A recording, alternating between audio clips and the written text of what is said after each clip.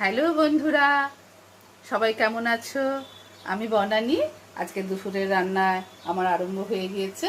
ভাত হয়ে গেছে, উচ্ছে সেদ্ধ হয়েছে, এখানে কলমি শাক রান্না হচ্ছে, আর মাটন হবে।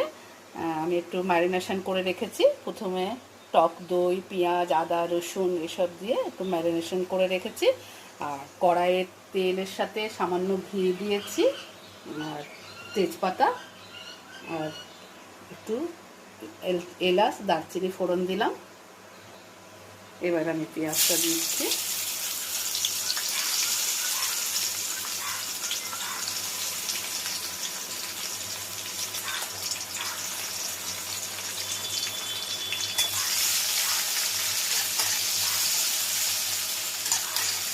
আজকে রান্নাটা আমি কড়াইয়েই করব।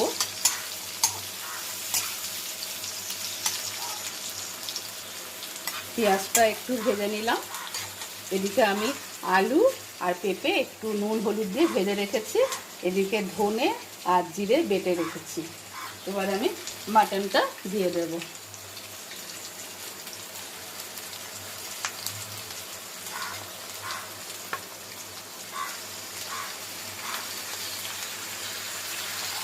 এর সাথে আমি একটা গোটা রসুন দিয়েছি, এটা খেতে খুব ভালো লাগে।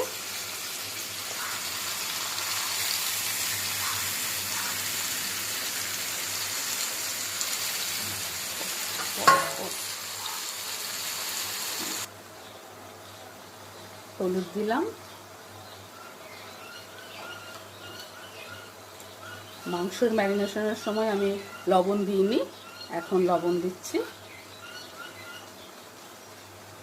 পরিমাণ মতন লবণ দিলাম।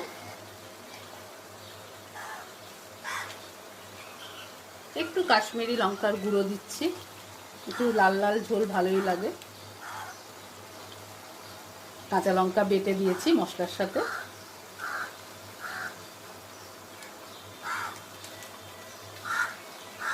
এবার এটা খুব ভালোভাবে কষাতে হবে।